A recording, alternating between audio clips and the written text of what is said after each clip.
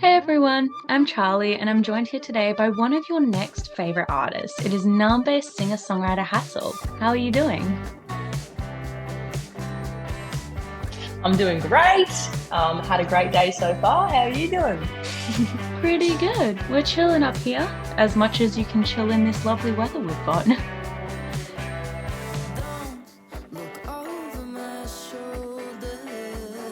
a bit sorry, it's a bit laggy here, but it's actually pretty cold. I'm down in Melbourne. It's actually pretty cold today. Yesterday it rained for the first time in so long. It's kind of been nice to have a cool change, but I can see the sun coming out right now, so enjoying that. Perfect. It's going to be a nice afternoon for you then. Now, Yeah. I'd love to jump in and talk about your latest single, Dinner Table. I have been loving this track. It's been on repeat for me. It's quite a personal and confessional track. Can you tell us a little bit about the song and how you came to put the topic into words? Yeah, absolutely. Yeah. So the song's about, ever since I was quite young, I've had a fair bit of an issue actually with the being around the sound of people eating or breathing, or sniffing, or kind of any people sounds. And yeah, it's something that I always thought I'd grow out of, but I never really did. And it's actually affected a lot of really close relationships in my life pretty badly, particularly my family when I was younger, before we knew a bit more about it. And it really, that's the part of it that really, really sucks. And so I wrote the song. I started writing it one day a fair few years ago in my last house, actually. And I was in the backyard laying on my own, laying on my back and playing guitar, kind of writing something else. My housemate accidentally crept up on me and asked me a question. I didn't know he was there, and it shocked me. And it kind of just reminded me how much I kind of hate people looking over my shoulder. And even not that he meant to, but that's when I started writing the song with the line on my shoulder. And then I think as the song went on, I started to lean a bit more into the sounds thing, which is my main kind of what the song ended up centering around. Yeah, but yeah, it is a bit personal. It's one that I never done writing a song about. It kind of just happened because of that experience. Yeah, I love that. And I've seen online there's been quite a positive reception. A lot of people are resonating with the lyrics, with the story behind the song. How does that feel? Did you expect to have such a relatable message from the audience? Yeah, I wasn't sure. It's not something that, like, I've looked into this kind of thing online a fair bit. And it's pretty crazy how the experiences between myself and others that say they have the same kind of issues, like the triggers and stuff are the exact same, but they're really like kind of specific. It's really crazy. So I know there's other people out there who have similar experience to me, but it's not something that just kind of comes up in conversation with people. So I wasn't sure if there was going to be much of a reception, but yeah, there's been a few people saying they relate, which is really, really cool. I think it's really good. I like to try and write songs that are relatable in a way that you may have not heard in a song before. Because I've definitely never heard a song about this specific issue. So yeah, I think it's really, really cool that perhaps people out there who may have the similar experience, but this is the first time they're hearing it put to a song. That makes me pretty happy. Yeah. Yeah. And another thing I'd love to touch on, which really spoke to me in the song Dinner Table, you're speaking a lot about how these different traits and things you've realized about yourself bring out your crazy woman side, which is really refreshing to see because a lot of artists try to hide that part of themselves. They'll put on like a shiny facade, be like, no, I'm perfectly normal. There's nothing that troubles me. And you sort of lean into this like real and authentic side, almost like the female hysteria phenomenon. Is this something you knew you always wanted to be completely honest with your music? You wanted to connect with the fans in a raw way? Or were you a little scared of embracing such an honest and private part of yourself? That's a really well-worded question. First of all, I don't really know much about the female hysteria phenomenon, so it sounds like something I should look into. But I guess I know that I connect to songs or just kind of media in general, I guess, where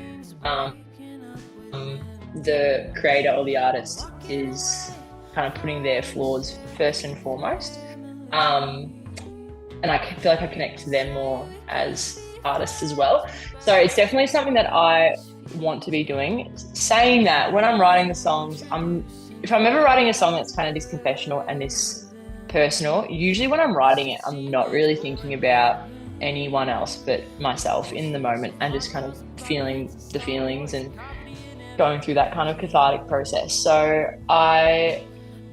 they're the ones that I end up really, really liking. So I think, yeah, I intend to be an artist that kind of, you know, speaks openly about flaws or the side of myself. But yeah, I don't think I went in song intending to do that in particular. But yeah, I try to follow a rule that one of my favorite authors, David Sedaris, he has a rule that always pay yourself out the most. I don't know if that's how he worded it. I think it might have been in a bit of a better, more articulate way, but he says always pay yourself out more than you pay anyone else out. I do like to follow that rule, and I find that songs age a little bit better when you're the subject of the deprecation. Yeah, I love that. Now, to celebrate this release, you've got a cheeky show coming up in Fitzroy. For anyone who may have not seen you before, or maybe just needing that little push to buy the ticket and come along, what can new fans expect from a Hassall show? All right. I like to do things a little bit different at a Hassall show. This one is, usually I don't play in a band room. I like to mix it up a little bit, but this one is in a band room, so it will sound really good. On Feb 22nd, like you said, it's at Purser Bar in Fitzroy, which is kind of like, just used to be kind of like a student drinking bar. And then they're kind of going the band room route. So we're giving it a shot. We're going to mix it up. It's in a really good location. I have a couple of surprises for this gig, but I will talk about them here because I have to talk about them at one point. But first of all, we have a really, really great support actor. His name is Harris. His name's Noah Harris, but he goes by Harris for this project. He's also the lead singer in Fangirl, another band in Australia who are really, really good. And his set is just incredible, so get down for that. And then during our set, something I'm doing differently for this show is I'm going to project the lyrics onto the wall with a projector. I think the lyrics are like my favorite part of my set, so I kind of want to put them at the front. That's something that we're doing a little bit different. And I think we're also going to have a DJ set after ours, either by us or by a really cool vinyl DJ that we can find, a female vinyl with DJ is the plan. But yeah, potentially a Hassall DJ set. That's unannounced. That is an unannounced exclusive to this interview right now. But usually at a Hassall gig, I talk a lot of smack. Like I talk a lot. And we get pretty rowdy, and usually there's a gimmick or two in there, but I'll keep them to myself. Interesting. See, now I'm jealous. I want to book a plane flight down. I will be up in Brisbane soon for sure. Yes, absolutely. We want a Hassall show in Brisbane. Bring that on. Yeah. That's so exciting. And we're only at the very start of the year. To me, it's still Christmas. I don't know where I am. But you've started off the year with such a strong track. You've had such a positive reception so far. Is there anything else we can look forward to seeing from you in 2025? Absolutely. Yeah. Yeah, you're right. This is just the start of the year. It's going to be a big one, I think. So Dinner Table is the first single to come off of my debut album, which is going to be coming out midway through this year. And that's called Means More to Me Than It Does to You. And I'm really, really proud of that one. But there will be a couple more singles out before then. So the next one I'm releasing, I just put into distribution today. So that's official now. That one's coming out on February 27th. And that one's called Tracy Grimshaw. It's a bit of fun.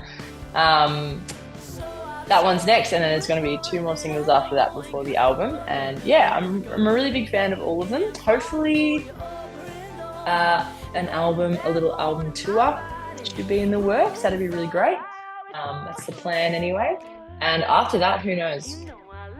That's enough for Yeah, that's a now, plenty I think. stacked year so far. That's so cool. Mm.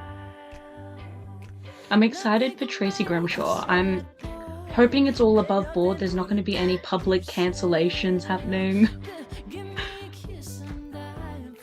No, it's so above board, but you know what? When I put it in for Distro today, like to send off to Spotify and stuff, I did think like, you know, this could get to Tracy Grimshaw. Like, I don't say anything bad about her, and I, you know, she just I just say her name in one line of the song, but yeah, I was thinking, oh, it actually would be super weird if we got back to Tracy Grimshaw, but maybe I'll be on a current affair. Who knows?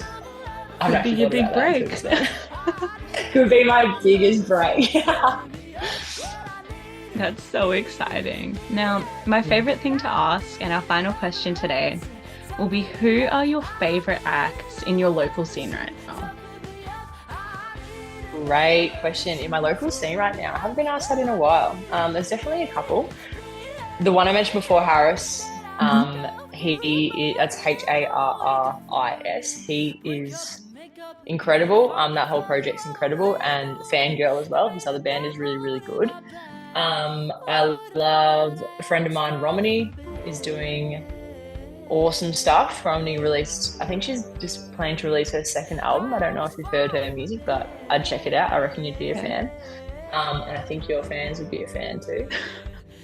In the local scene, I'll do one more shout out for the local scene. Two, actually, I want to do two more. One of them is Benjamin Trelato, who doesn't do enough, but whenever he does stuff, it's some of the best songwriting and vocal performance I've ever heard.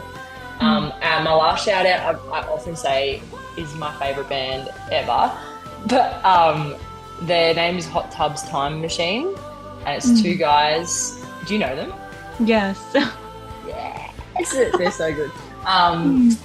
Yeah, two guys. One of them just spits absolute shit over the mic and live anyway, and the other guy just plays like a whole bunch of instruments, and it is the most refreshing live set and hilarious that you've ever seen. There too. Oh, there's so many that are coming through my head, but there's some for you. I love that. Thank you so much for sharing. My pleasure. Yeah, for anyone who's just tuning in, this is the amazing Hassall. New track Dinner Table is out now on all platforms. Got major plans in for 2025. Stay tuned. I know you're going to become a massive fan. Thanks for having a chat with us today. Thanks so much.